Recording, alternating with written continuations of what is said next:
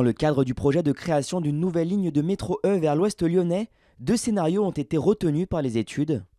Le premier envisage de relier Tassin dans le secteur d'Alaï à Bellecour, tandis que le second scénario prévoit toujours de partir d'Alaï, mais à destination cette fois-ci d'Hôtel de Ville, en passant par la gare Saint-Paul.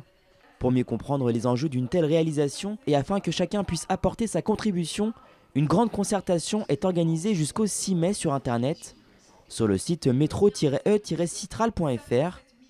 Des ateliers ainsi que des réunions publiques sont également organisés dans l'ouest lyonnais, comme ce soir à Francheville, afin d'échanger directement avec les habitants locaux et recueillir leurs avis.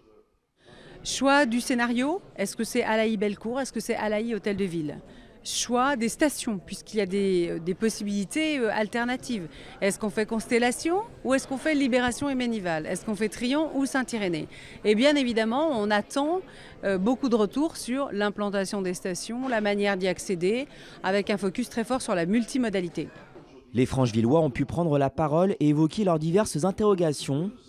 À l'issue de la réunion, des formulaires leur étaient soumis afin qu'ils précisent chacun leur cas de figure et donnent leurs sentiments. Je fais tout en voiture parce qu'en transport en commun, comme je dois faire 2 arrêts, c'est juste trop long, quoi. Donc c'est clair que si on peut optimiser, déjà désengorger de une, en ayant ce projet-là, ça serait super, voire moi-même l'utiliser au fait pour pouvoir me rendre au travail. Le mode de métro, c'est moi, non seulement le plus efficace, mais peut-être même le seul efficace réellement quand on prend vraiment les transports en commun tous les jours. Enfin, que ça aille à Bellecour ou à Hôtel de Ville, c'est pas le plus important, quoi. C'est que ça se fasse.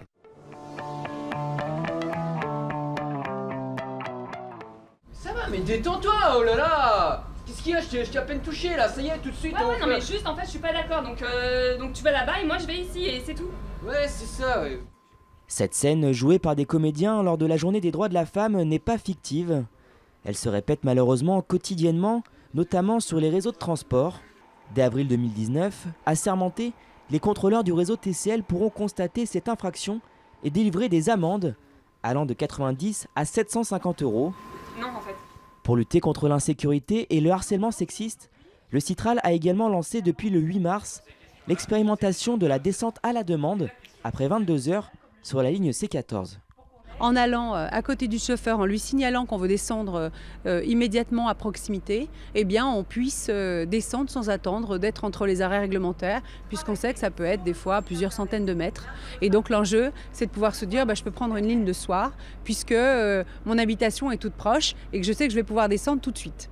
À partir du 15 avril, le dispositif déployé chaque soir après 22 heures sera étendu aux lignes 7, 52, C5 et C12. Une initiative qui a été jugée pertinente par les marches exploratoires des ambassadrices du réseau TCL, des femmes volontaires réunies en groupe pour expérimenter les difficultés rencontrées et proposer des solutions d'amélioration. Le travail, c'était d'observer l'environnement, le trajet même à bord du bus, comment ça se passe, et tout ce qui se passe en dehors même du trajet, avant qu'on monte et en descendant du bus. Il me dit s'il y a quelqu'un qui est là, il va voir qu'il y a de la lumière du bus, il va voir qu'il y a le chauffeur de bus, donc c'est dissuasif. Et du coup, pour moi, c'est beaucoup plus rassurant. Et je me dis, j'ai ces, on va dire, ces 10-15 secondes, mais qui me permettent d'arriver au plus proche de mon domicile.